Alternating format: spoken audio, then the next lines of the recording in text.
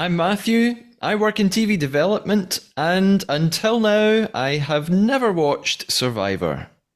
And I'm David, and I've been covering Survivor since season one over 23 years ago. Usually, this podcast is dedicated to the traitors, but David and I have joined forces to take a detour and cover the new season of Survivor UK. Each week, we are going to give you a new twist on covering Survivor by not just recapping the two episodes, but looking at both of them from our two very different points of view. So, whether you're new to Survivor, like me, or a veteran of watching many seasons, we'll have you covered. So, for those of you who may not already know me, I initially wrote about Survivor online way at the beginning. Expanded into newspaper columns, had my own reality TV websites for about a decade. And I'm probably most well known for having written up a set of rules to help people play and win Survivor. These rules have been printed out and snuck to Survivor seasons for pregame studying by a number of different players. So in the US, at least, the players sometimes will review these and do their best to play according to these. And then each week, back when I had my websites, I would write a column about why the player lost, ending, of course, the season with why someone won. A few years after my websites went down, those particular columns were reborn into a podcast on the Rob Has a Podcast network, and I've now done those for over 8 years for US Survivor. In addition, I have been doing 1 to 2 minute mini Why Blank Lost videos for TikTok, YouTube, and Instagram for several seasons of International Survivor, and I'll be doing them again this season too. But that's not what we're doing here. We're looking at it from these two very different points of view. And we start off right away as we roll into Survivor UK. And as I watched it, just the intro of it was geared towards, well, people like you, Matthew. I felt, people who didn't maybe, really know the game, but knew a little bit, like, they had to explain how if you lose the immunity challenge, the tribe will have to go sacrifice one of their players.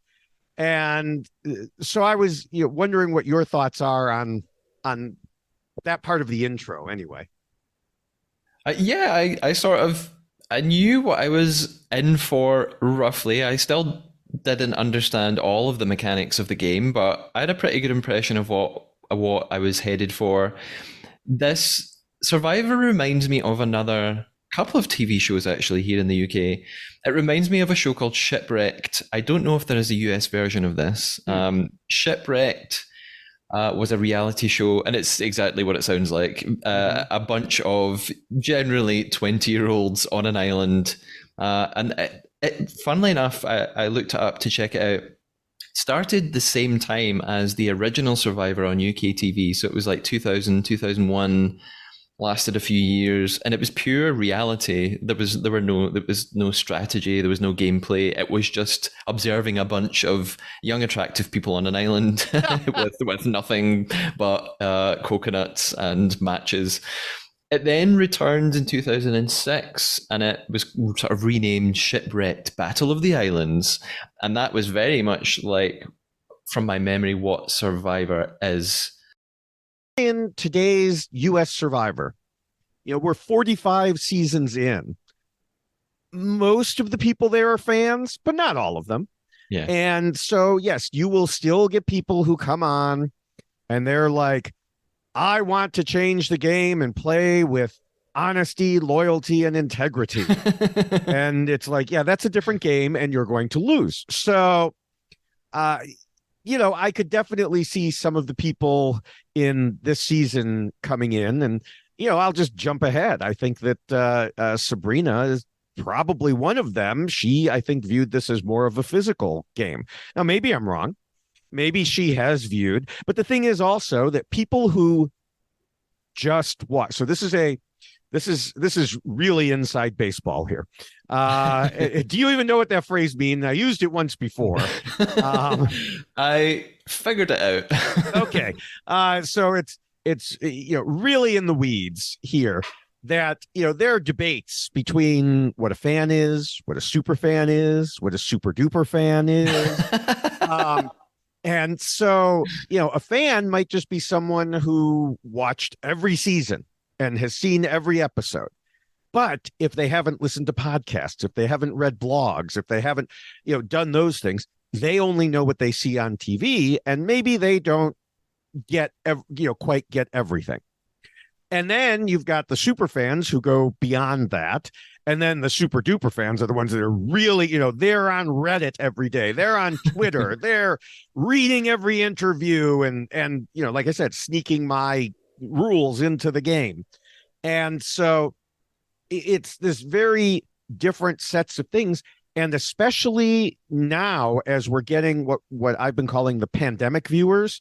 So when there was no TV on and all of US Survivor was available for streaming, lots of people just sat down and watched 40 seasons. Yeah. And they thought that, oh my gosh, now I'm a super fan, which some of them were. Some of them got it. Some of them just went according to what they saw. And in doing it such a short time frame is not enough to truly absorb the game. And so, I only go into this kind of tangent here because I think that we will see that along the way here, that, some people will really be the super fans and some were like, oh, it's a physical competition. Cool. Do the super duper fans go to conventions and dress up as their favorite characters? They will be this week. Yes. I was kidding. The other network that I podcast for, Rob has a podcast. They have live shows where they do live. They have former contestants on stage to help analyze the game, and Hardcore. And lots of people come. I laugh now. I cut to 12 months from now. It'll be me dressed up as Sabrina in the audience. And so, they fill, comedy clubs or movie theaters or whatever. And so I went to a number of these, pre-pandemic also, and, met a lot of Survivor players. And I also, dating back years and years, I went to some of the finales when they used to be televised. I snuck into finale post parties. So, I've been doing this for a while. The reason they're dressing up this time is because it's Halloween. They're having a costume party. So normally you don't really see them dressing up, but okay. You asked that question and it was just perfectly placed for, the Halloween episodes of this. Yes. So that will be in Los Angeles for anyone who happens to be out there, but you need tickets, so now you mentioned the Australia Survivor influence on this, and I can definitely see it. The intro packages that they have where suddenly, they're interviewing someone and suddenly we cut to them in their everyday life. That is very much Australian Survivor. Okay. Some other things like the early challenges emphasizing pure strength. Mm-hmm. That is also very Australian Survivor. Now, lately in US Survivor, you've needed a lot of strength as well, but not to the extent of literally standing there and holding weights, until you drop. So that is very, like I said, very Australian Survivor also. And, there were just other things that I saw as we went in. Now, one thing that was very US Survivor originally was Joel's intro. And I liked it. This was, these words would send chills down my spine at the beginning of every season. And so Joel still said it. He goes, 34 days, 18 people, 1 survivor. And it upset me quite a bit when Jeff Probst stopped saying that when they dropped from 39 days to 26 days. So I was very happy that, Joel put that in there. Now, 34 days is an interesting length because, like I said, US Survivor used to be 39. Then dropped to 26 the first season after their COVID gap year. And now it seems like they're sticking with it. They're just, they're not going back to 39 anytime soon, if ever. Meanwhile, Australia goes longer, like in the most recent seasons between 47 and 50 days. So And in 30, Australia, do they, because of the country it is, do they film in Australia? I mean, I'm guessing US, they fly off to some tropical place. in US, they used to fly off all over the place, and the seasons used to be named either according to their location or according to some sort of theme. Like there was David's versus Goliaths, as a theme. And but otherwise, it used to be, there was Survivor Borneo, Survivor Thailand, Survivor Africa, and now they've laid down roots in Fiji. The Fiji government apparently, gives them some good tax breaks, and they've worked. They have a thriving community there of employees, staff, and so they don't show any signs of leaving. So now they just number them. We are on Survivor 45, which makes it really hard to keep track of in your mind. It's like, wait, was it 41 or 42 or yeah. So, but what are you going to do? That's what they're doing. I mean, that's, Big Brother has all in the US anyway, has always been numbered. We're on Big Brother 25. So, Yeah. so I guess Survivor just, decided to go the same way. And so, yes, obviously Fiji, a very tropical location. Australia, to get back to yours, used to go all over during the, worst of COVID years when they were filming. They just went to the Australian outback or someplace there, which people they've got lots of it. Right. Yeah. And Survivor South Africa did something similar. They just, went away from the cities. And so, the US, I would say, has certain spots like that. We don't have jungle per se that I can think. I mean, I guess if you go to the Florida Everglades, but Hawaii? But, Hawaiian jungles, is that a thing? Well, yes, but I meant mainland. Sorry. And so, but Survivor and CBS just didn't want to do it, probably in large part because all their equipment was in Fiji. And so, they just took a year off, basically. So, as far as the reason for the length, I suspect it's just because you have fewer viewers in Australia than in the US, and therefore you need to lengthen the time to make it, balance out monetarily. Plus they are like 3 episodes a week in Australia. So, and they're long episodes too. Yeah. I also noticed that the winner of Survivor UK only gets £100,000. Whereas, how much is it in US? $1 million. Not pounds, obviously. Now it's been $1 million since the very beginning. So someone who wins $1 million now is not winning the same amount of money comparatively as someone who won it 20 years ago. Yeah. There's something. Sorry, on you go. I was going to say it was in Survivor Winners at War, which was Survivor 40. It was an all-winner season. That was 2 million. Other than that, it's always been $1 million.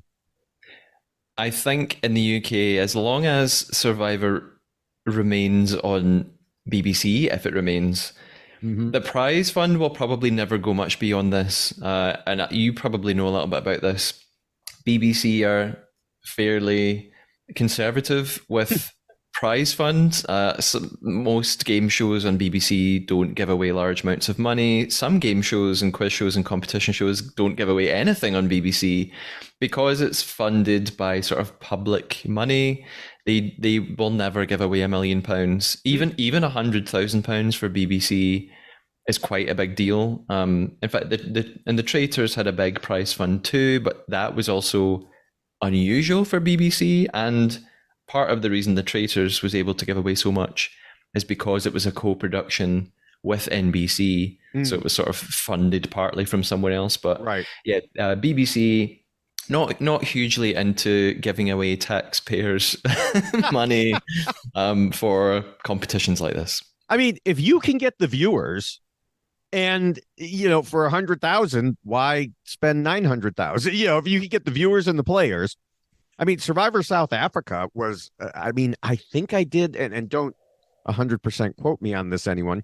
I think I did the math, and it was like a prize of like 30, the equivalent of like $35,000 Yeah. US, something like that. I know that Traders New Zealand was like $35,000 US, so Yeah. I may be confusing the two there, but it was not nearly what we're used to. I'm used to in the US.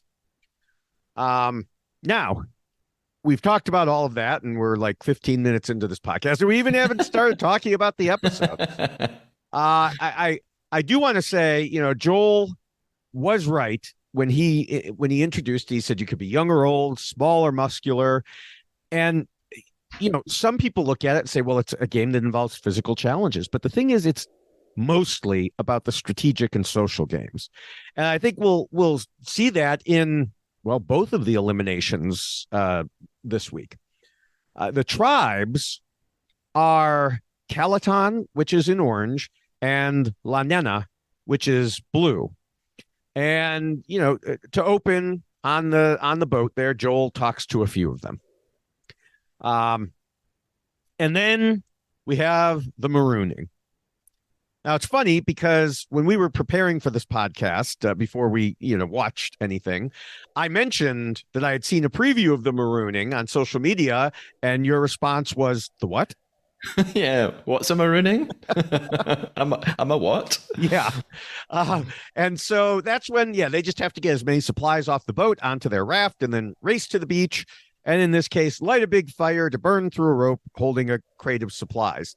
And of course, the first tribe to do it won those supplies plus flint plus what they got from the boat.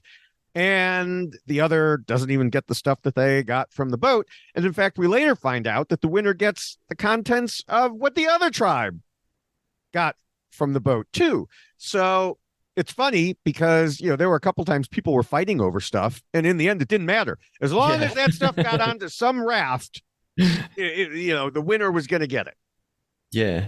I had a few observations at this marooning challenge. Number one, every time Joel says Calaton, I think he's saying Peloton. So I was very confused. I thought there was some sort of sponsorship deal I didn't know about.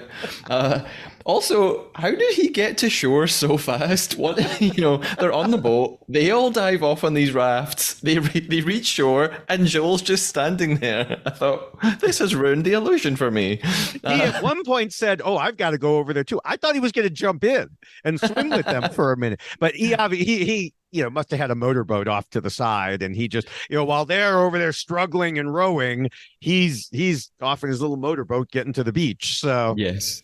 And maybe, this might be a point for international listeners, just to mention a little bit about Joel. Who is Joel Dommett? Why is he presenting the show? So Joel is a pretty, I would say, a household name at this point in the UK. Most famous probably right now for being the host of The Masked Singer, big primetime show here on weekends. Joel used to actually be an actor, and he did stand-up comedy. I saw Joel Dommett about 10 years ago doing stand-up for free at the Edinburgh Fringe in a small room. And at that point, I kind of had seen him on TV. I didn't really know anything about him. But Joel, sort of, his career was catapulted maybe 5 years ago. He was on I'm a Celebrity, Get Me Out of Here as a contestant.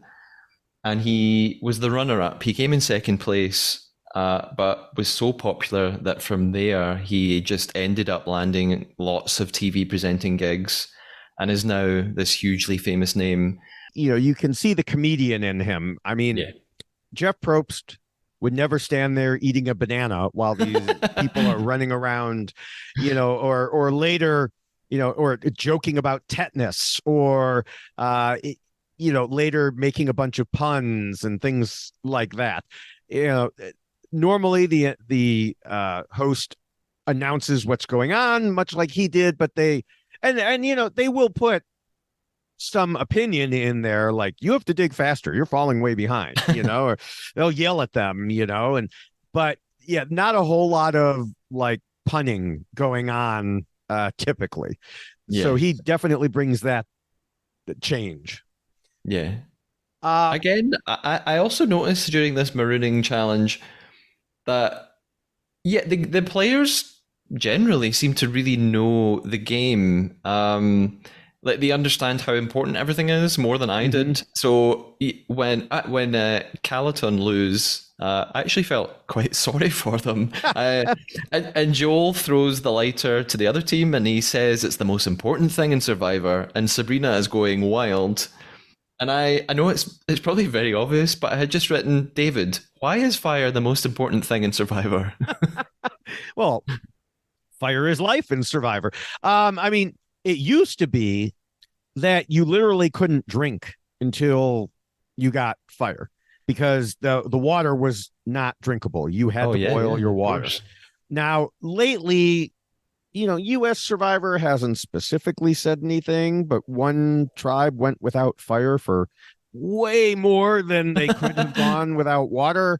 So I think that they now have a drinkable water source. Yeah, they Um, must. but like you can't, I mean, you've got raw rice and beans. You need to cook those. You can't cook them without fire.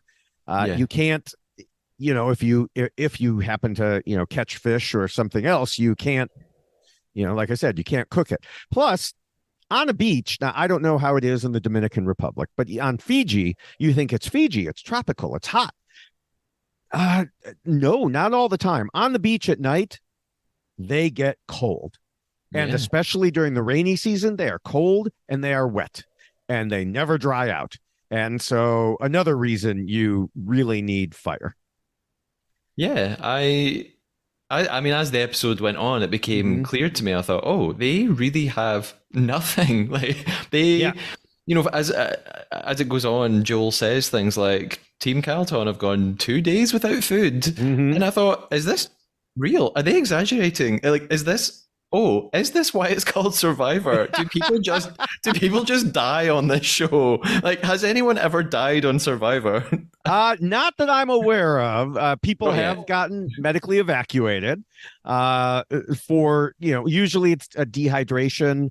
Other people have injured themselves, hit their heads, fell off a okay, rock that they were climbing, just or even just fell down on the beach and yeah, dislocated their shoulder. okay, Some of these things are, as you'll see in, if they get to bigger challenges. I mean, there's already an injury. I mean, Ashley is already yeah, injured, as we find out.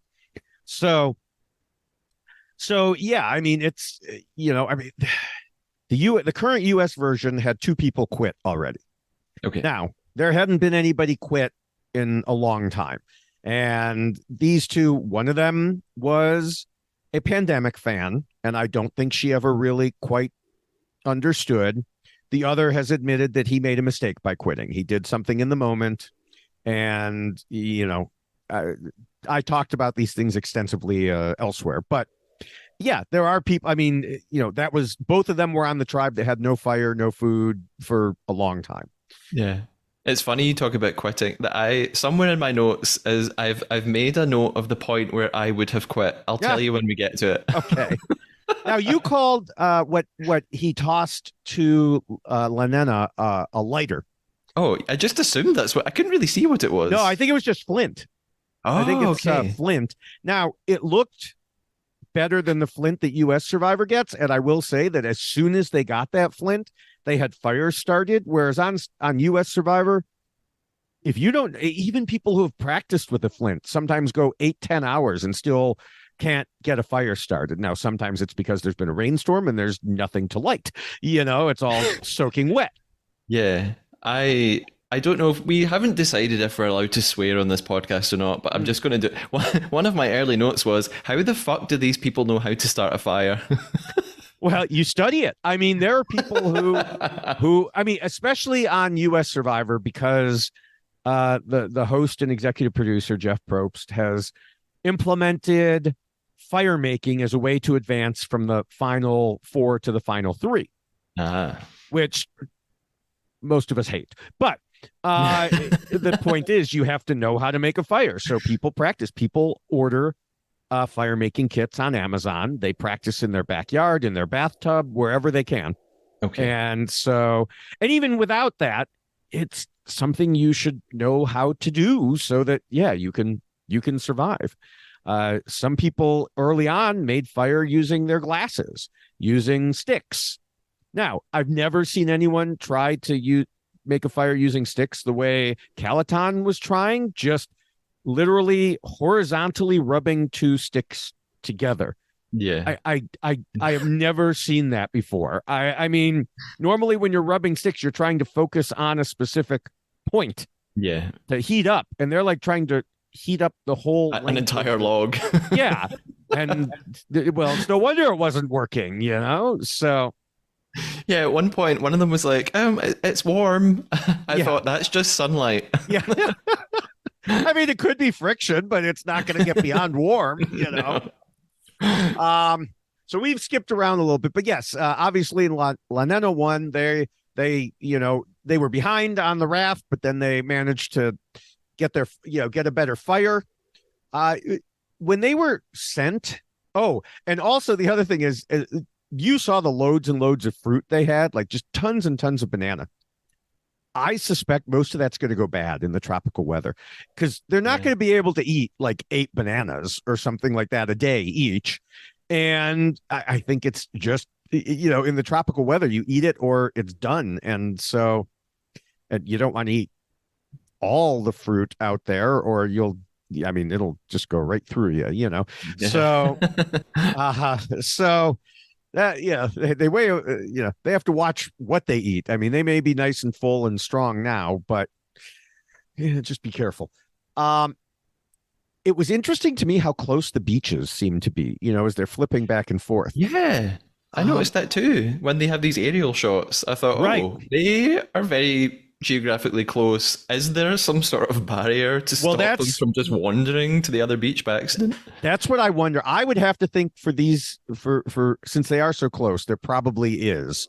I mean, they always have producers with them. So at some point, the producer's going to be like, no, you can't go that way anymore. Yeah, yeah. I mean, there's been a few, one in particular that I can think of, maybe another one, where one tribe didn't know what was going on an island. They were like, oh, that looks like an interesting place to go hunt for limes or something like that. Let's go there. So they rowed their boat over there and they didn't know that the other tribe was there. So they're walking along and they walk into their camp and the other tribe's like, what are you doing here?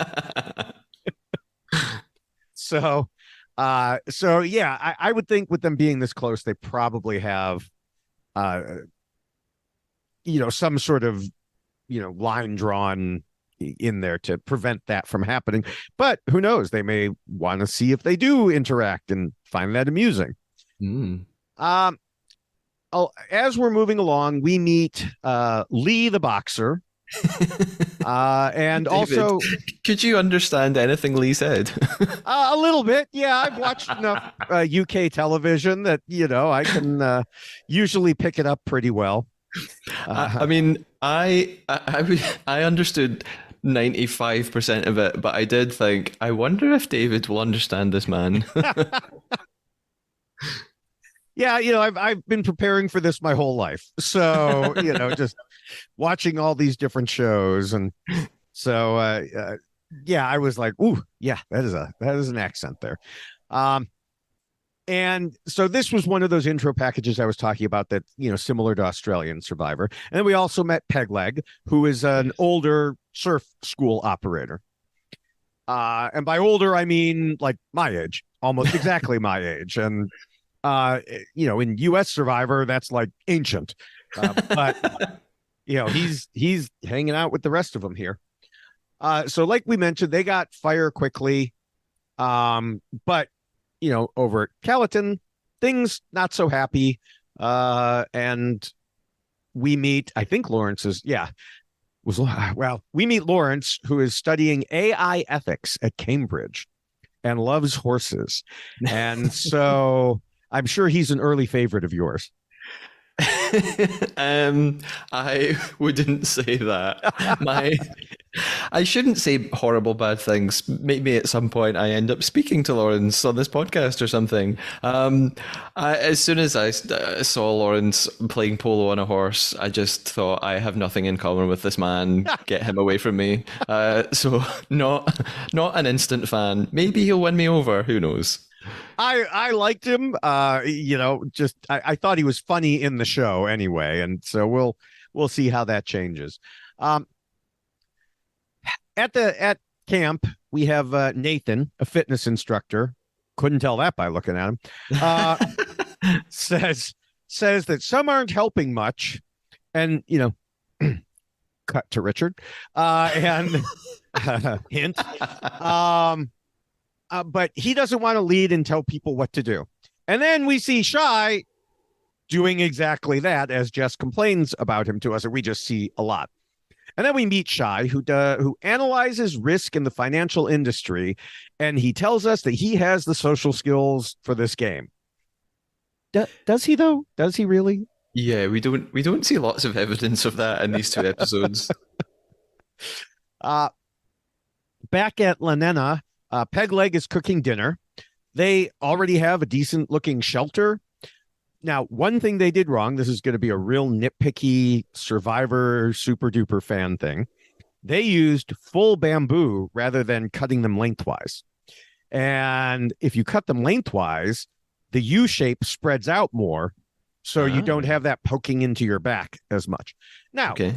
it's possible that they didn't want to mess with that yet. They just wanted to get something set up and they'll do that later, or they just didn't know. But meanwhile, at Calaton, they just gave up. I don't understand how they couldn't get it done under Shy's guidance, but they gave up and put some stuff on the ground, which they later regretted because they found out that they were dinner for a lot of things that live on and under the ground.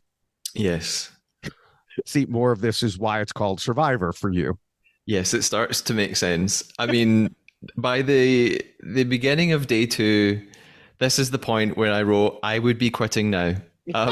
When we see them wake up and I see the bed in inverted commas that they slept on, and the fact that they'd been eaten by bugs overnight, I just wrote bye bye.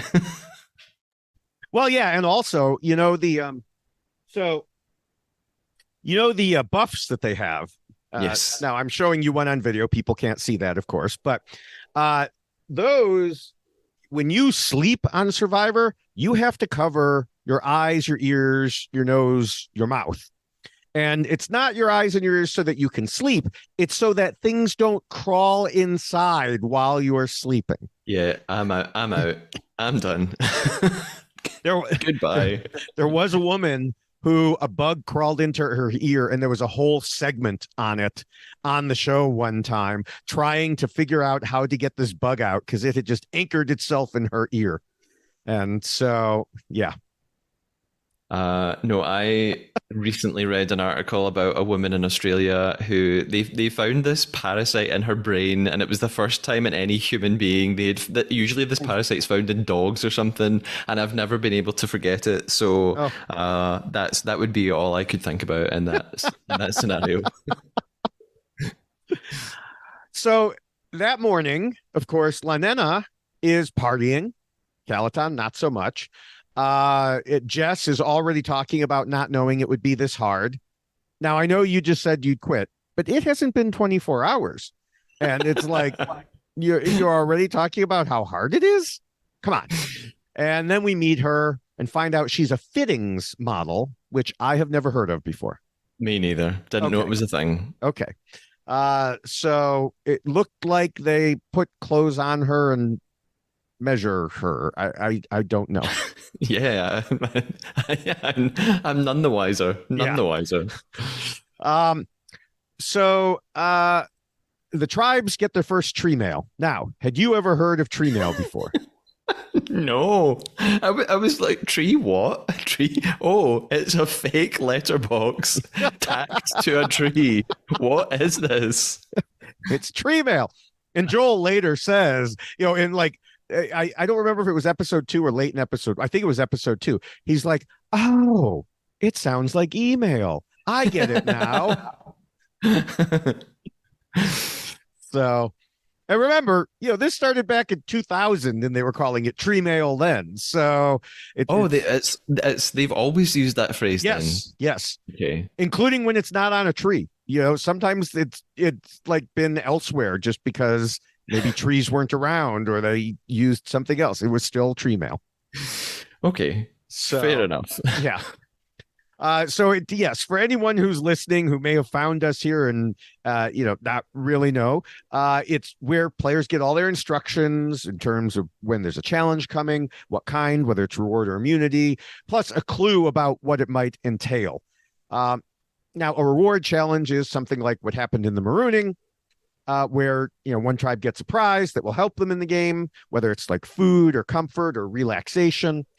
This one will be for immunity, which means they don't have to go to tribal council and vote someone out. And boom, they get to the first challenge, immunity challenge. The winner will get the immunity idol. Now, you mentioned before about the hidden immunity idol you hadn't heard of. Now, this immunity idol is a tribal idol. It's a representation of winning, and it doesn't really have any more significance other than that. This one looks like it was someone's kid's kindergarten art project. Yeah. Is the idol always a bit of wood with some gold bits glued on it? No, I mean, Survivor US has a whole huge art department where they design stuff like this, and they take, great pride in their designs. And so, no, this was just like, was just so bad. Well, I mean, you said BBC isn't known for their their large budget, so they were probably like, who cares what this thing looks like? Let's make it look rustic. Yeah. Yes. So the first challenge is one that I have seen on previous different seasons. I think most recently on Australian Survivor. Each player has a weight to hold up, but it's a tribe challenge because there will be individual challenges later where someone has a weight. Now, those weights will be scaled to their own body weight. Okay. These are not, probably because it's a tribe challenge. And so if someone can't hold it, they can hand it off to someone else on their tribe. And then eventually someone's going to drop and that tribe loses. Now, the banter from Joel is similar to what we've seen on other seasons, though I still think he is looser and more fun than most. On Calaton, we lost Leilani pretty early. She handed off to the very muscular Nathan, who was clearly put next to her as strategy, because what we don't see is they have time to strategize and figure things out ahead of time. So that was a smart move on their part. Lanena was really getting mouthy about how much they'd eaten and how Calaton should just give up. It's not, I mean, yeah, okay, yes, go team, yay. But you're going to have to be playing with these people later. They were treating it like I was going to say a soccer match, but I guess it's a football match. Yeah, you've answered one of my questions already, but I do have a new question. So I was going to ask, is this a regular challenge from Survivor? But you said you've seen it before. Yeah. And therefore, I'm guessing the same kind of challenges often come up throughout seasons. We see sort of like recurring things. In the previews, I saw one challenge that has been around for ages. Okay. And so, yeah, there'll be a combination. The immunity challenge in episode 2 that we'll get to here in a little while.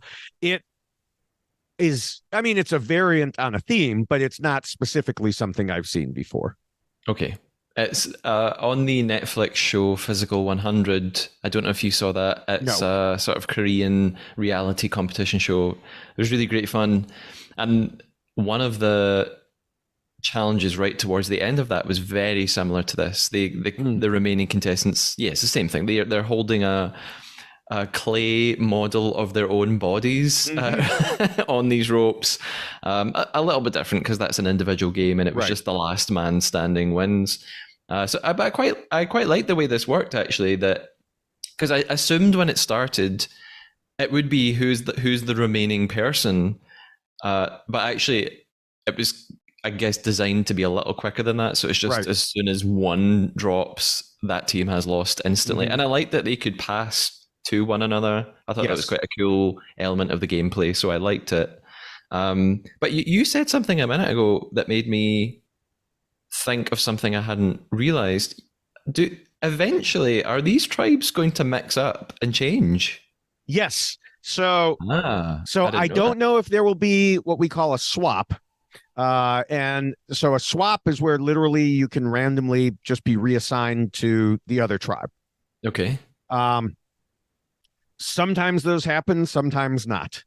But eventually, yes, there will be a merge at, it's in theory about halfway through the game. It's usually a little less than halfway. And that's when it becomes all individual challenges. Okay. So that's why antagonizing the other team is maybe not a great move. Yeah. Yes. Yes. Okay. Um, so in the challenge itself, after about maybe a bit more than a half hour, Nathan was getting tired and handed off to Shy for a little bit, and then they swap back and forth to like give their hands the ability to rest a little bit.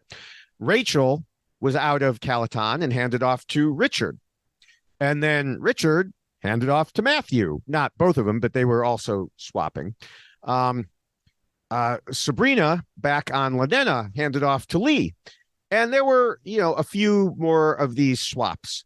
Um, Sabrina was cheering them on annoyingly from the bench after she bailed out, Yes. and several So players annoying. just wanted her to shut up. But Yes. yeah, but they didn't really say anything too well. I mean, what are they going to do? Yell over there? Shut up already. Uh, and then finally, Richard can't hold on to the two weights and Lanena wins. Uh, so it looks like, because of that, the initial target may be Leilani, the barista and cleaner. She's 45, which is unfortunately considered older on Survivor. She was first out of the challenge. And Richard is saying, yes, we have to keep the tribe strong. Now, this is something, that I've talked about over the years. If you're the guy or woman who caused the challenge to be lost, you should not be promoting the idea that you should keep the tribe strong. Because yes, Leilani was out first, but you dropping is the image in everybody's heads. Yeah, that makes sense. Although I was still, and again, I don't want to jump ahead too much, but I was surprised. I just assumed, oh, she left first. Yeah, she didn't lose the challenge because someone took over. But I just thought, oh, she is going to go. I just assumed she would go. But I guess it doesn't work out that way. I suppose It all I can say frequently about does. It very frequently does. yeah. In U.S. Survivor over the past couple of years, women have gone first almost every time, just because of the strength nature of things. Yeah. But I guess Richard, yeah, he technically lost it and he didn't. I guess what ends up happening is they're annoyed at him because he dropped both of the things that he was holding without any kind of note. Like Right. he could have tried to give a bit of warning or a heads up, and he just drops them without without speaking, and it's done, and they couldn't have done anything about it. But Yeah, and that's really what it is, because I've gone back and rewatched that scene a couple of times, and he gets past, I think it's Matthew next to him. I could be wrong, but he gets past, the second one again as they're passing it back and forth, because the other guy is like, oh, I can't do this anymore. I need to take it. But then, yeah, Richard he's kind of crouched down. Most of them are crouched down. And then he just kind of stands up and lets go almost with a flourish. And it doesn't look like someone who it just fell out of their hand. It looks like, I'm done with this. yeah, And if he had time to do all of that, then at least according to Nathan, the fitness instructor, then he had time to try to hand it off again. yeah. And so, I mean, there's probably something to that. I also think that Nathan wasn't real big fan of Richard from the start. Yeah. And so Nathan starts the ball rolling, and that's the other thing is on Survivor in the very first vote, you've only known each other a few days. If someone puts out a name and it's not your name, most of the time people are just like, sounds good to me. Yeah. uh, and we even hear that when Shy goes up to vote and he says, well, it sounds like the tribe has decided on you. Like he's not even taking any responsibility for this. He's just like, and this is something we have encountered on the traders, in the early votes as well, sometimes in the not so early votes. But it's like once people start jumping on someone else, you just back off and you're like, okay. And, Nathan did that. So we kind of jumped over the whole tribal council part. So they arrive at tribal council, they get their torches, they dip them in the fire. And they are told as long as they have fire, they're still in the game. But once it's snuffed out, so are they. But Joel missed one part of the saying, which I mentioned to you earlier, which is fire represents your life in the game. I even have a T-shirt right next to me that says that from... Before we go ahead with Tribal Council, I have to also just bring up something I noticed. Mm-hmm. 45 minutes into episode 1, we have our first love you from one player to another. I checked the timestamp 45 minutes before someone tells someone else that they love them. They have just met each other. You don't love each other. Stop it. I mean, it's 3 days in, man. It may be 45 minutes for you, but it's 3 days for them. Okay, 3 days, sure. It's Tanuki says it to Richard, and I immediately clocked it and thought, stop, what? You just met him. Stop it. Yeah, that happens a lot. It's trauma bonding on Survivor. We saw that on US Survivor too. So what did you think of the whole tribal council situation? So I figured out pretty quickly, this is like banishment in traitors. This is like nominating in Big Brother. Well, in UK Big Brother anyway. So I figured out what was going to happen. Although I was a little bit confused by something that one of the players says. So again, it's Tanuki. So the votes are secret. You walk over, you write down a name in secret, you fold it up, you put it in the little pot. But earlier, Tanuki said something that didn't make sense to me. She said, after telling Richard that she loved him, by the way, she said almost instantly, she didn't want to vote for Richard in case he didn't end up then leaving and it would be awkward for her. And I thought, why would it be awkward for you if he doesn't know you voted for him? So am I missing something? No, she was the one missing something.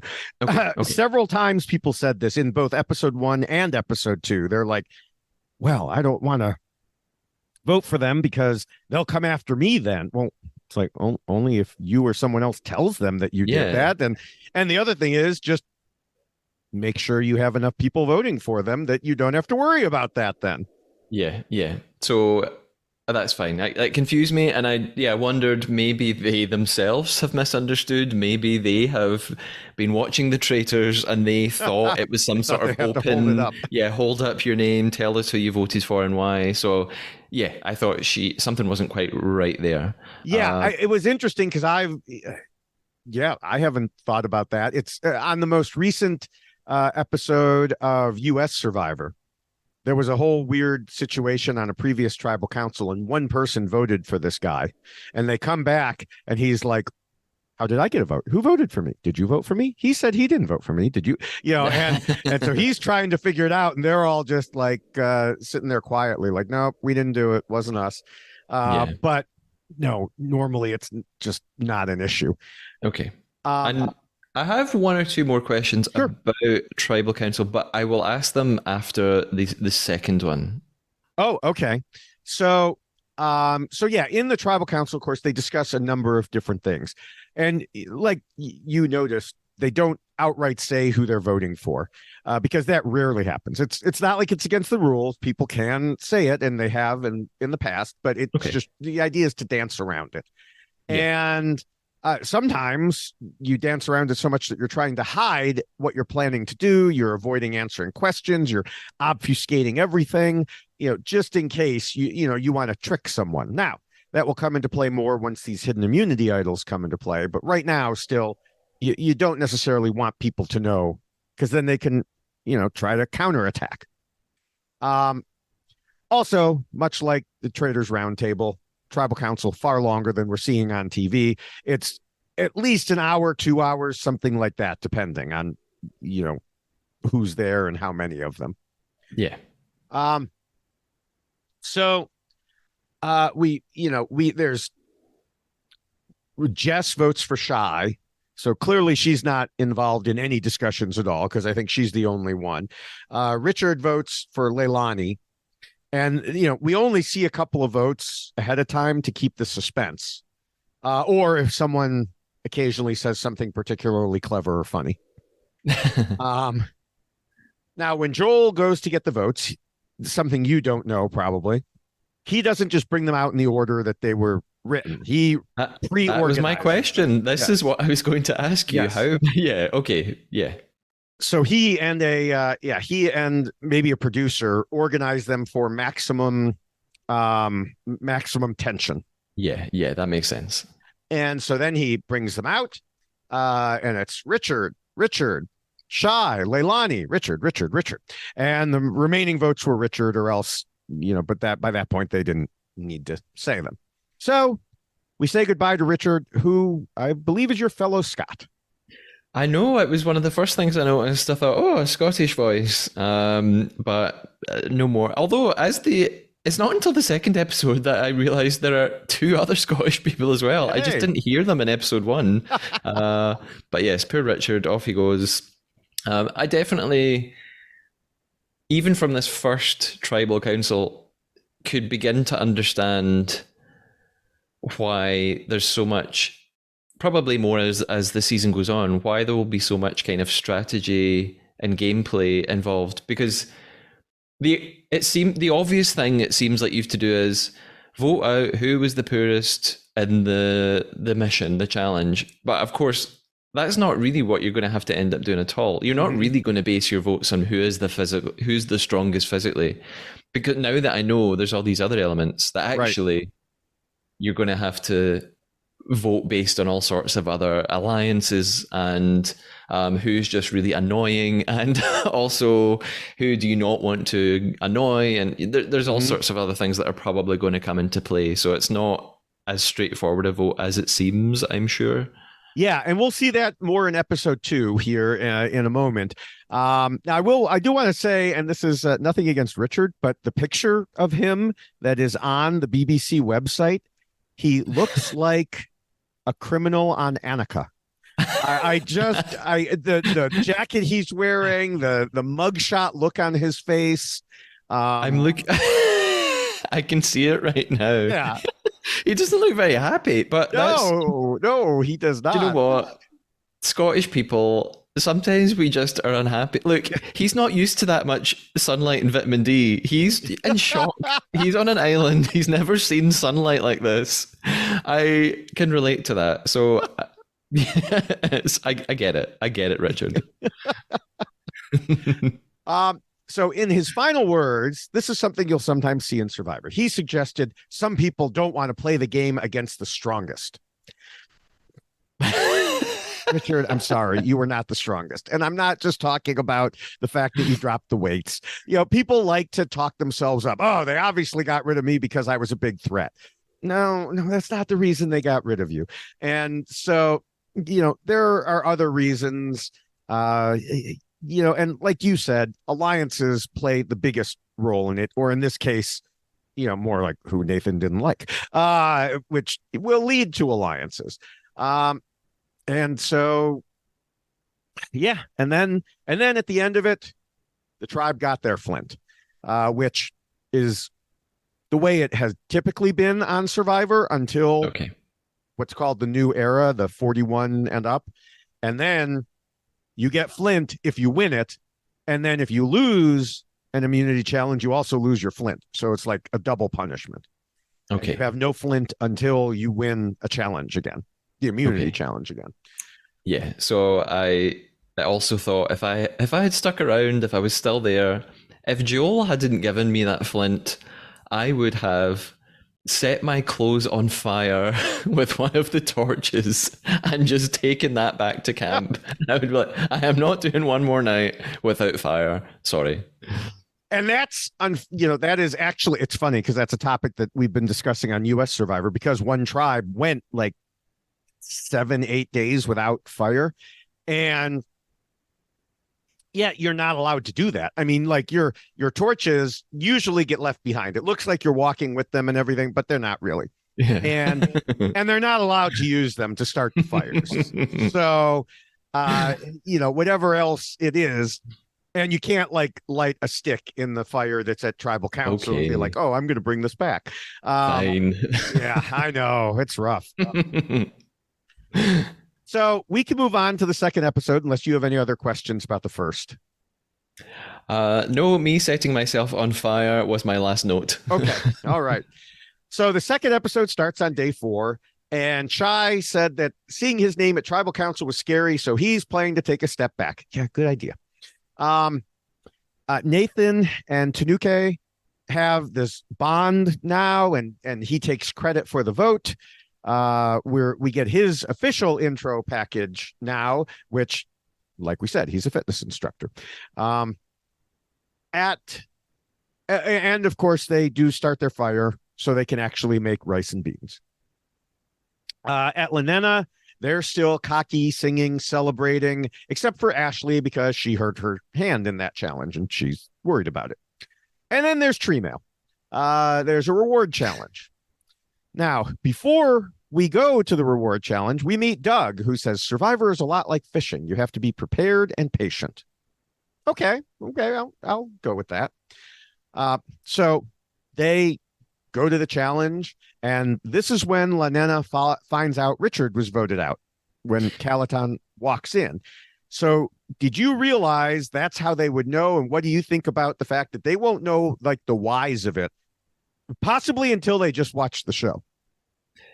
Yeah, it hadn't really occurred to me that they wouldn't know who had gone. So at that moment, I was kind of discovering it for the first time. But I noticed they seemed, well, at least some of them were shocked. They were like, "Oh my God, Richard's gone!" And I thought, "Are you that surprised?" It's not that shocking. Like, he lost the challenge. Like, it was either going to be him or Leilani, surely. Like, so why some of them were going, Richard's gone? Like, I thought it's not a big shock. Come on. Yes. I think that they probably were expecting Leilani because he was holding up 2 for a while before he ended up dropping. But yes, the surprise sometimes, you don't know what's going on at the other tribe. You have no idea. Yeah. And so it's always funny when they're the shocked faces of, oh my gosh. And what's even funnier is when people start to, in their own heads, determine what they think is going on in other tribes. There was a well-known US Survivor season called Heroes versus Villains, and it was returning players. And the heroes, they determined that because of the voting order, they knew exactly what was going on the villains tribe, and that a women's alliance had taken control, and they were voting out all the men. And it absolutely was not happening that way. It was just coincidence that, the way things were happening. Yeah. But it was just really funny. And then there were other actions that occurred because of that, which were even funnier. But yeah, I mean, they're just sitting around on an island all day. They have plenty of time to come up with scenarios. Yeah. As Heroes and Villains, was Sari on that season? Yes, she was. Ah, okay. Now I know someone from Survivor. Yes. That was one of the seasons she was on. Okay. Was she on 3 or 4? Oh gosh, you're not supposed to quiz me like that. 3 or 4. Yes, we're gonna go with 3 or 4. More than 2. 4, I believe. Anyway. 1, 2. I think 4. Oh my gosh! Now my Survivor credentials are going to come into question here. But I wasn't ready for a quiz. But she's unfortunately probably about to get booted from Big Brother. So Oh no, what a shame. after 80 some 90 days, whatever. But so anyway, for this challenge, it's players to race down a slide, so slide down a slide and grab what he called a ball. Now, the funny thing was, I saw on Twitter some other people saying, like, does ball mean something different in the UK? Because that's not a ball. No, twas not. I called it like a rope ball, I guess. I don't know what else you would call it. Yeah, it was like a parcel, a Yeah, package. It was yeah. like all tied up. Yeah. Um, and they have to fight one-on-one to get that into their goal area. When I say fight, we saw them, it's physical there. And Yeah, it's really dangerous. yeah, This is also very much like one of the tasks on that show, Physical 100, almost the exact same thing. Two people fighting over an object, a ball, if you will. Yeah, it's this challenge is it's dangerous, and also, why do they have to oil up and slide down a chute at the start? Why can't they just start in the sand? I mean, the oiling up is clearly to get Is more that just the viewers. gratuitous part? I mean, But there is a fairly well-known U.S. Survivor moment where a gravedigger, very muscular guy, has to oil up to be on, go. He's not sliding down; he's sliding horizontally. They run and then they like do a slip and slide. yeah. But yes, there's a very well-known moment of him doing that. And so I think they were just trying to recreate that there. Okay. Fair Uh, enough. so the so they go down, the first one, Christopher wins. Okay. The next one, I don't know what Ren was doing. She like slid down on her butt like a little kid in a instead of going head first, sliding down like Superman or something like that. So she had no chance there. Yeah. Then we had Lawrence versus Hannah, which I was surprised to see, man versus woman. Yeah, me too. But I guess they allowed it, and Lawrence won. Then we had Tanuke versus Rach, and Rach won that one pretty easily. Shy versus Lee. Shy, here's why you had the slide. Shy, so the bag, ball, whatever, didn't make it very far out. And so it was on the slide. So those two had slid past it, and then they had to run by. But of course, it's still oiled up. So Shy goes running in there and just goes down hard on the slide. And then Lee, being Lee, like grabbed it, ran to his goal, and before putting it in, taunted Shy. Like, Yeah. this is even worse than the whole tribe taunting. This is one-on-one taunting someone. And it's like, okay, if you two are still together at the merge, do you think he's going to want to work with you? Because I'm thinking no. Yeah, too much, Lee. Calm down. It stood out to me as well as Yeah. a bit annoying. Yeah. Then of course we had Nathan versus Doug, and this was quite a lot of fighting, and I was sure Nathan was going to win it, but Doug had better Yeah. technique and eventually got loose and won it for Lenena. Yeah, I was really amazed that Doug won, or Underdog, as Joel names him. Yes. Yeah. So nice nickname. Yeah, I was really surprised that he managed to beat Nathan here. Yeah. So But then he is Scottish, so well, that explains we're it. hardy Yes. people. And of course, now we know why we got the intro clip of Doug fishing just before the challenge, because he gets to teach them all how to use the gear, and they head to the water. Yeah. Meanwhile, we get to see a little discussion of who might go if they lose later. Hannah tells Christopher that she's worried about Ashley's hand injury, which leads Christopher to immediately run back and tell Ashley, Doug, and Ren. So there's the beginnings of an alliance forming here. Yeah. Day 5, we get at Calaton, we get a segment on how dirty and smelly they are. Now, this is something that would never be on U.S. Survivor because it's assumed that you know that. The only time you hear about how bad they smell is when they used to have loved ones visits, which stopped with COVID and haven't restarted.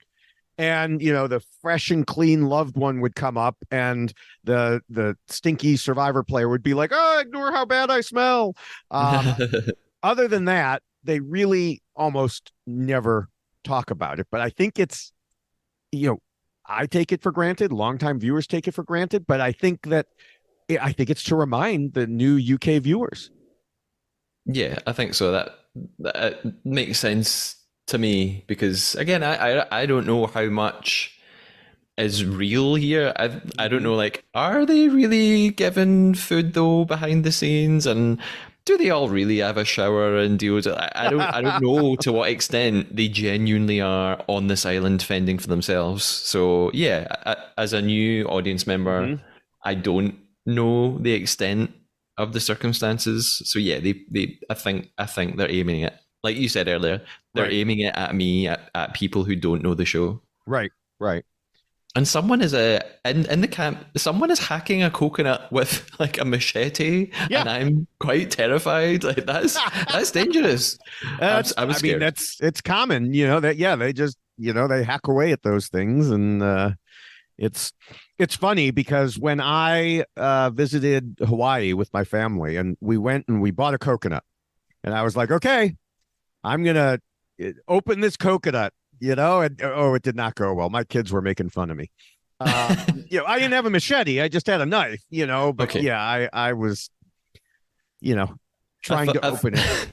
thought you were going to say, and that's the story of how I lost my finger. No, I do have a friend who he was a Boy Scout leader, and he had a machete, and he was teaching his Boy Scouts. And this is why you're careful so you don't accidentally. And yes, he chopped off the top of one of No. his fingers from Oh, the that's joint. that's Yes. hideous. Yeah.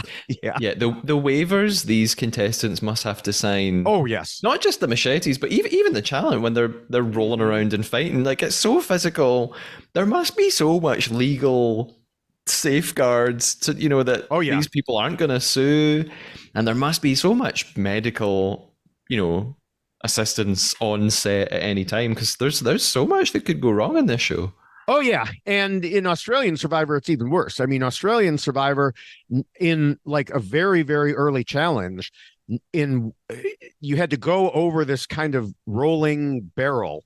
Except, I mean, it was stationary, but it rolled, and two players at the same time face planted directly into mud. One broke her collarbone and was out. The other had huge bruises on his face, and I mean, he had a scar months after the show was over still, and he got to come back mostly because he Yikes. begged to come back. And so yeah, I mean, there have been injuries. There are, I don't know if they'll have them. There are blindfold challenges where they have to maneuver. A caller tells people where to go on an obstacle course, and inevitably there's the balls shots there. One time, a whole crate fell on someone's head from that. There have been in these types of wrestling challenges in a very early episode, someone dislocated their shoulder. Mhm. I mean, so yeah, there can be injuries from this. Now, U.S. Survivor has backed off a little bit on these one-on-one, straight-out combat things, but Australian Survivor has not. So Yeah, scary stuff. yeah. Now, going back to the tribes at Lanena, Sabrina brings up Ashley's name to Doug and Pegleg and Lee, who all sort of agree. So she tries to form the basis of an alliance with them, and they all promise to let each other know if they hear their name.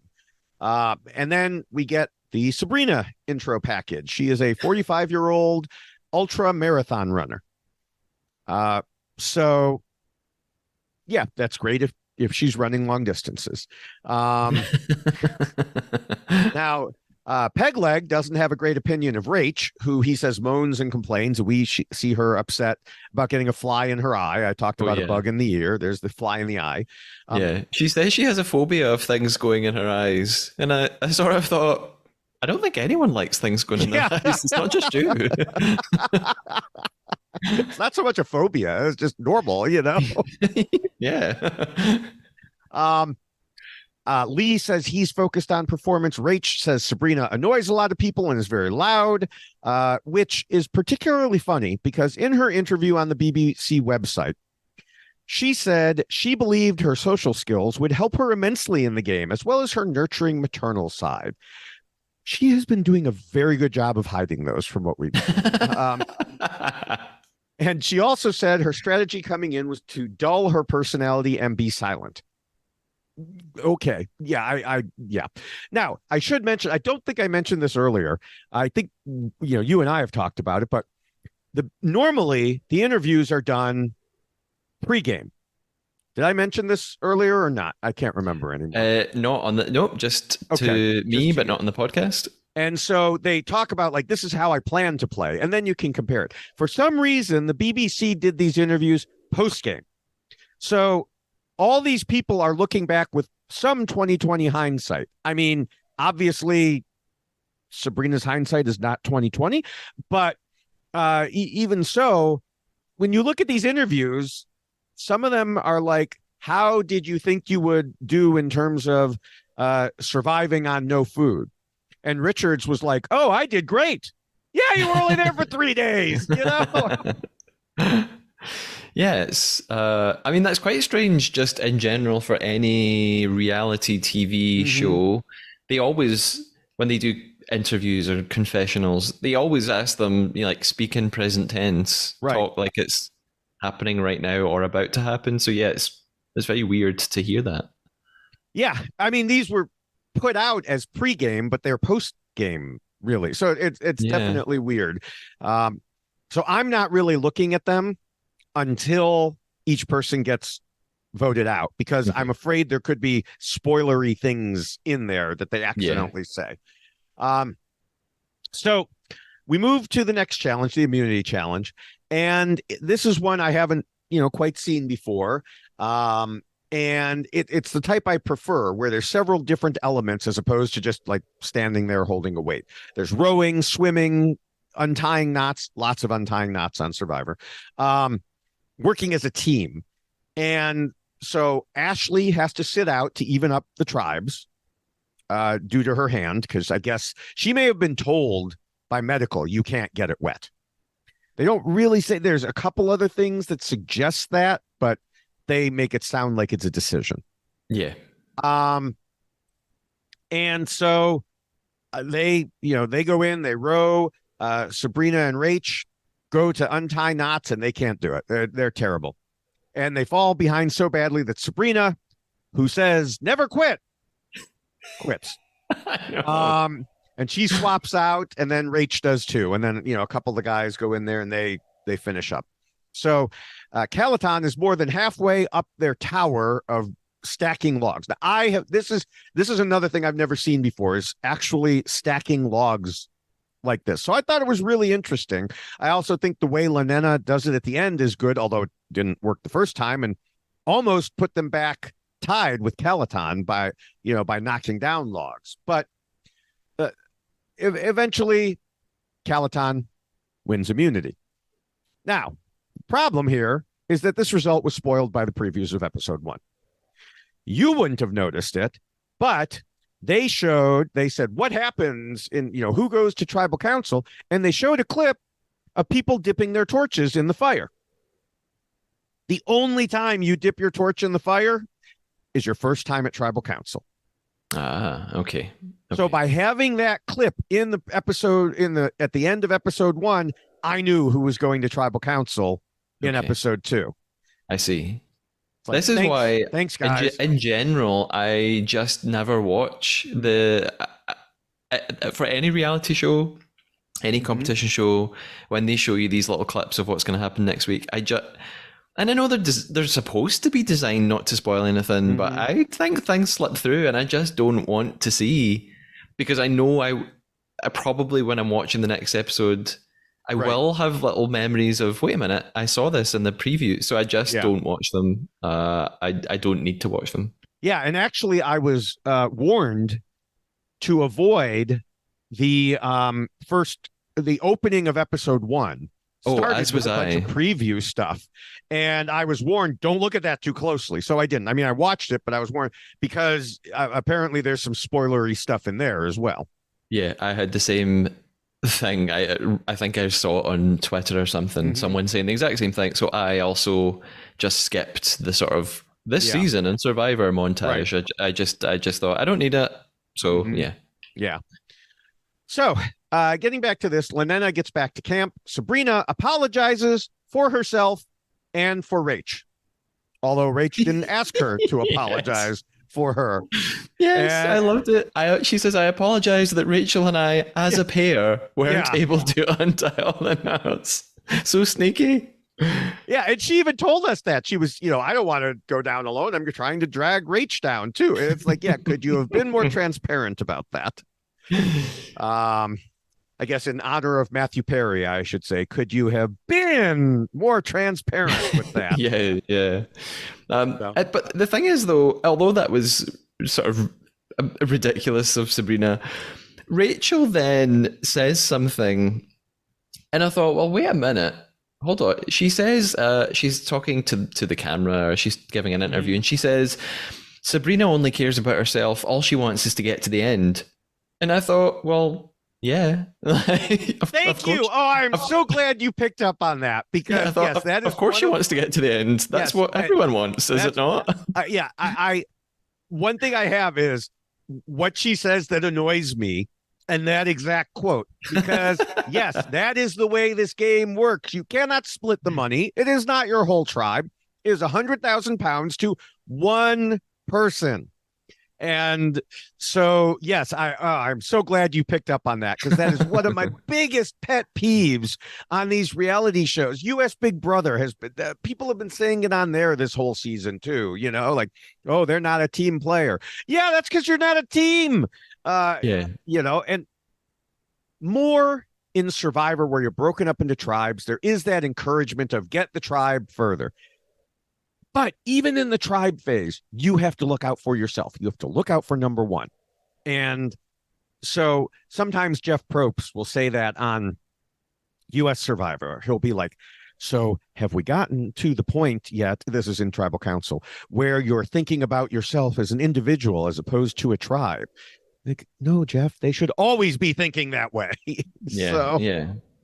Yeah, I guess you act like you right. are a team player, but your everyone's true motivation is surely the same thing. So to be annoyed at someone for Mm-hmm. only wanting to get to the end is a little bit silly, I think. Yes, yes.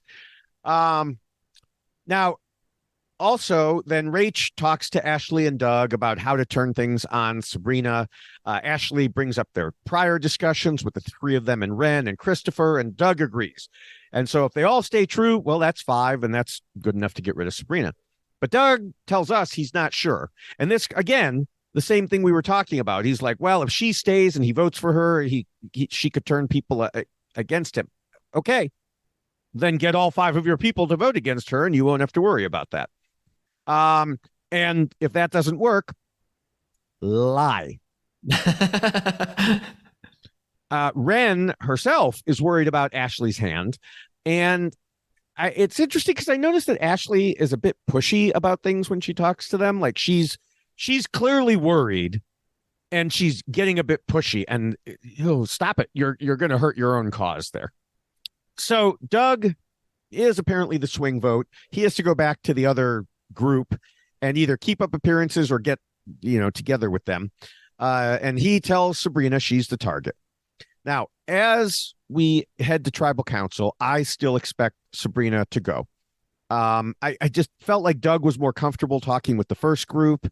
Yeah, yeah, And so like did I. when they asked him, when the second group said, who are you voting? Who did you tell them you were voting for? He was like, oh, I didn't answer. So he's lying to one group. Yeah. That's never a good sign. And then when Sabrina started talking at tribal council, I really wanted her to go because she was talking about, I came to play with honesty and integrity. And it's like, oh, just stop it. Those have very little to do with this game unless you are using them to fool people. Those are the only times. Now, she was a little bit, But I don't know, like when she was trying to drag Rachel down, what was honest and, what did integrity have to do with any of that? It seemed hypocritical. If she had told us, I am purposely pretending to be, this way, great. That's what I like. I have a shirt that I helped create that says on the front, honesty, integrity, loyalty. And on the back, it says scheme and plot because you scheme and plot behind people's backs. Yes. I realize that for the sake of the podcast, this won't mean much to listeners, but David, I'm going to paste to you in the chat my notes for this section. My notes were, I quoted Sabrina and I wrote, I made a promise I was going to play with honesty and integrity. Ding, ding, ding on the David radar. I knew this bit would annoy you when I was watching, and I was right. You were right. Yes. So yeah. That suggests I may have talked about that before once or twice or 100 times. So then she basically goes straight after Ashley. But she also says you have to surround yourselves with people who will give 100% in every challenge. But as Ashley pointed out earlier, the reason she hurt herself was giving 100%. So Sabrina should theoretically be applauding her, not targeting her. And then Ashley made the same comparison I was going to, saying if a player gets injured on a sports team, you don't just chuck them out. And in fact, that's why there are, like for contracts, playing American football, baseball, whatever, you want them to try their hardest. So they still get paid, even if, even if they injure themselves in the first play of the first game of the season, they still get paid whatever their guaranteed salary was. There's other, bits and pieces, of course. But the other thing is, she says you don't just chuck them out. Well, sometimes you do, and eventually that person, if they're repeatedly injured or something, they get chucked out. But yeah, not on the first vote here. Now, Lee brought up Rach for the swimming and not untying. And it was really weird because he made excuses for Sabrina giving up quicker. He was like, well, because she gave up quicker, that allowed someone else to get in there. So it's like, I don't understand. On the one hand, you're supposed to give 100%, but on the other hand, you're supposed to just give up quicker. Yeah, it's a little bit contradictory. And there's also this sort of weird interaction between Rachel and maybe it's Peg. Is it Pegleg? Is that who's talking? That was Lee. Oh, Lee, sorry. Between Rachel and Lee, yes, about whether or not she volunteered to be a swimmer, and she says this thing that makes no sense to me. She says, I think he says, "Well, you asked to be a swimmer," and she says, "I didn't ask to be a swimmer. I volunteered." And I just wrote, "Huh? Like, why is that different?" She's going, "No, I said I wouldn't mind being a swimmer. That's not the same thing as saying I wanted to swim." And I thought, come on, like let's get real. Splitting hairs. I mean, I understand what she was saying, but it was a very, very fine hair to split. It's like, I didn't come out and say, put me in, I want to do it. I said, well, if no one else wants to, I will. I don't know. Maybe Sabrina specifically had said, I want to do it. And that's the point that she was trying to get at. I guess. We just didn't I imagine Sabrina probably did say that. So yeah, because she probably was like, I'm a ultra marathoner. I can hold my breath for long times, and so but so then we move on and we get to the votes. And Pegleg votes Rach. Hannah votes Ashley. And immediately I know that Sabrina is going because it meant that group was not really an alliance. And there was a split in there. Yeah. And I wondered about that when earlier we saw a clip of Pegleg talking about Rach. So Joel reads the votes. Sabrina, Ashley, Rach, Sabrina. And then there was another one we didn't see for Sabrina. So the anti-Sabrina alliance did hold together, as I thought. And so it wouldn't have mattered whether or not the other group voted as a unit. But they were really dumb not to. They had zero chance of getting their way, splitting the votes the way they did. It's clear they're not really an alliance. They truly were what they had talked about, which is, I'll let you know if someone is coming for you. And they didn't organize their own votes, which, we were talking earlier about who were the people who probably knew Survivor coming in and who didn't.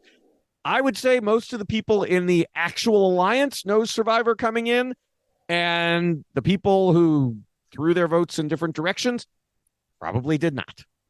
Yeah, that sounds about right to me. And I, like you, I assumed that Sabrina would go, but because of I guess the editing, the way that Mm-hmm.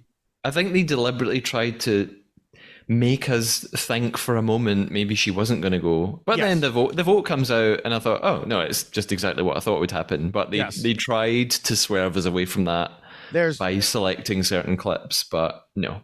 yeah, there's always this suspense element that they want built in. It got Yeah. bad in Survivor, US Survivor, the past few years, where literally you would have no idea which way it was going because they select, and it was like, look, no one is, you don't have to keep the suspense up that much. No one is turning the channel, just because, you know, we don't know who's, or we know who's going to go. Now, with in US Survivor, they're now hour and a half episodes, which that's with commercials. So it's, closer to basically the length of the UK version here. Yeah. But they have more time to put things in, so it's more obvious. Or at least the explanation. I won't say it's obvious going, but it's the explanation is there. So you're not scratching your head like, what just happened here? Which, as someone who normally does a podcast called Why Blank Lost, I didn't mind that they hid who it was, because then people had to listen to find out. But now I just have more material to use to explain it. But yeah, they will always use misleading clips to try to do it. And they do things like, when they do their confessionals, the producer will ask them questions. Now, we, of course, almost never see the producer asking the question, but they'll go through the different things like, why would you vote for Rach? And then the person will say, well, I would vote for Rach because of this. Why would you vote for Ashley? Well, I would vote for Ashley because of this. And so they have all the clips of them saying why they would vote for a certain person, no matter which way they want to show it. Yeah. Yeah. But in this case, like Pegleg did say, he was annoyed with Rach and he voted Rach. So it was, I think, fairly, straightforward at the end. Because Lee also had said something similar. Now, I did mention Sabrina's BBC interview earlier. And so another question that was asked was what she learned from being on the show. And she said, and again, this is a post thing that you wouldn't normally get. She said to never, ever change herself or dull her shine to make others feel comfortable being around her and in order for her to fit in, which is exactly the opposite lesson she should have learned in terms of the game. Yeah, it's this funny thing that I notice contestants in these shows doing an awful lot. It happens quite often on in some versions of the Traitors, like Australian and Canada, when on social media they will show you clips of the banished or the the murdered person on the car ride home, and they'll ask them, would you change anything about your game? And so many of them go, I don't regret anything. I wouldn't change anything. And I think, you just lost. Why are you saying you think you played a good game and you wouldn't change anything? Like, no, you're supposed to say, yeah, actually, I'm an idiot and here's why I lost. This is what I would have changed. What's the point in saying I don't regret anything about my gameplay? So yeah, same thing here. Yeah, see, this is why we're good podcasting together, because it's the same for me. It is a pet peeve forever that I have had of saying that, and that's why I enjoyed when I interviewed Melissa B. A little cross promotion here of the the Traders Canada. And she was like, "Oh my gosh, I could tell you all the different things I did wrong." Yeah, so unless your aim was not to win, unless you truly were like, do you know what? I didn't care if I won. I just wanted to have fun and amazing experience. So I don't care that I'm out. But I can't imagine that applies to many players who go through the entire casting process to get on a show like this, to then not desperately want to win and be mad at themselves that they didn't win. Yeah. So, all right. So then I mean, that wraps things up for the second episode. It was interesting as we watched. I think Joel has most of the typical Survivor sayings down pat. You'll get to know them as we go along. They were immediately familiar to me. Do you have any questions that we haven't gotten to yet? I have a question about the vote reveals at Mm-hmm. Tribal Council. Is it a normal part of the format to only, when the players go up and write down the name of the person they're voting for and they hold it Mm-hmm. up and they whisper, stage Mm-hmm. whisper about why they're voting? We only see, well, in these two episodes, we only see some of the players. Some of Mm-hmm. them it's a secret. Does that always happen? That Yes. they pick and choose who they're going to show? Okay. Yeah, that's what I was saying earlier. It's only if they make like a funny comment that Yeah, right. now they show them at the end, at the end of the episode, if you watch long enough, you see all of the votes Okay. held up. You just don't hear what they're saying. Yeah. They used to provide clips on US Survivor afterwards showing what everybody said. They stopped doing that. Okay. And now it's just, you see them holding it up. So anything else?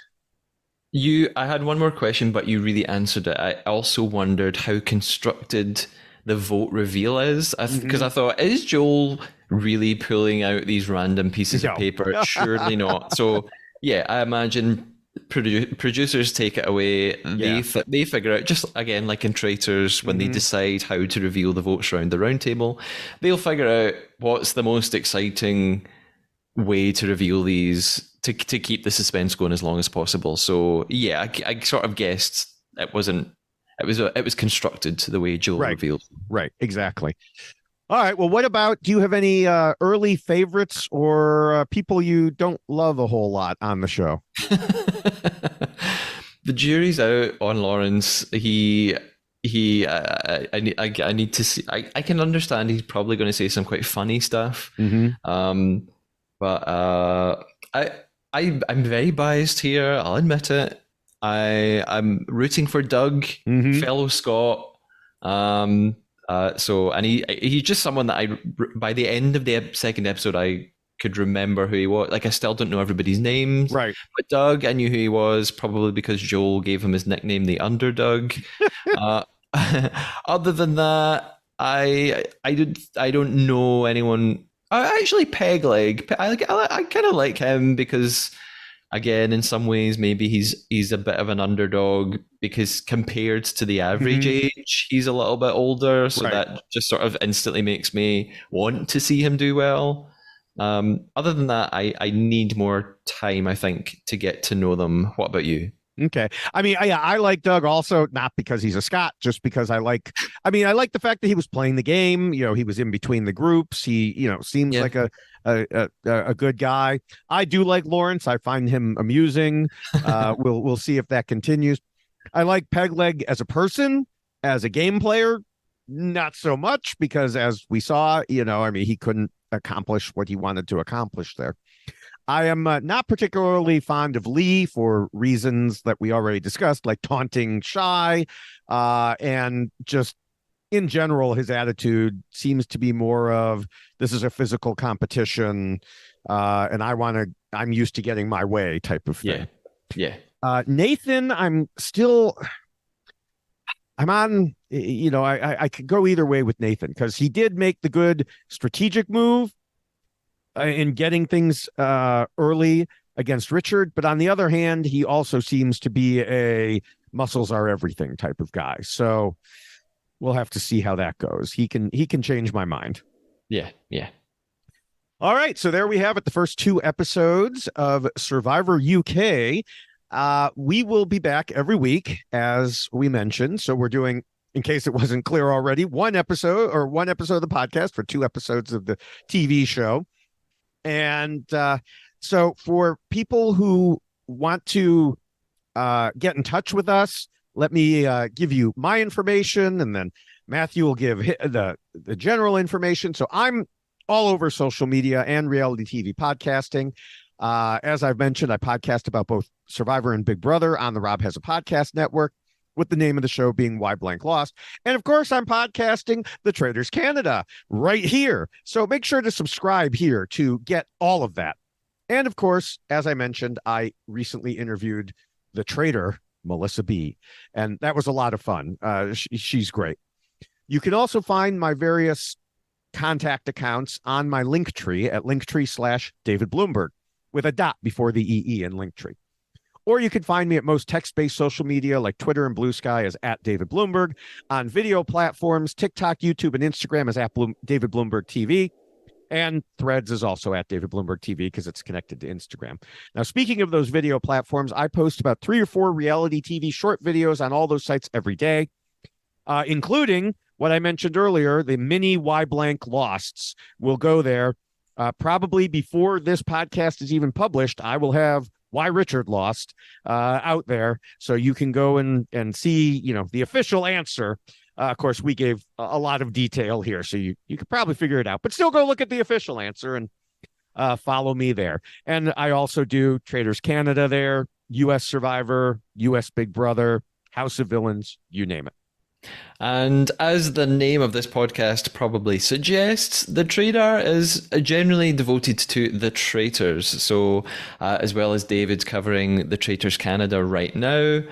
If you go back to old episodes, the Trader has covered Traitors US, Traitors UK, both seasons of Traitors Australia, and I will be covering the forthcoming season of the Traitors UK on its way very soon. Most recently, I have been interviewing some of the contestants from Traitors Australia Season 2, including just this morning or yesterday, I think I uploaded an interview with Blake. Now, Blake, no spoilers, Blake is a very important player in Traitors Australia Season 2, and he gave his first podcast interview to the Trader. He hasn't really done any other press or podcast interviews at all, so a lot of people have been really excited to hear that. You can find the Trader on social media on Instagram at the Trader Podcast or on X at the Trader Pod. Or you can get in touch about the Traitors or about Survivor UK by emailing me at what's the email address? TheTraderPodcast at gmail.com. There we go. That's email, not tree mail. Yes. Not tree mail. Yes. But if you would, also, if you'd like to help Matthew here in supporting the publishing of this podcast and all the other podcasts, you could drop him a few bucks into his I was trying to think of I have a link tree. I could have a link tree mail, but anyway, sorry, tangent. You can go to the Buy Me a Coffee basically website at ko-fi.com/Matthew Keeley. So, if you're enjoying it, throw him a couple bucks. And I don't know, Matthew, do you have anything else? No, we're all good for now. I think we've covered everything, and I'm excited to keep going now. I want to see what happens next. I want to get into the next few episodes. All right. Well, we will be back here in 1 week, so you can find us on for this podcast. I will, of course, be on the Trader sooner than that and elsewhere as well. So we will see you everywhere. Bye. Bye-bye.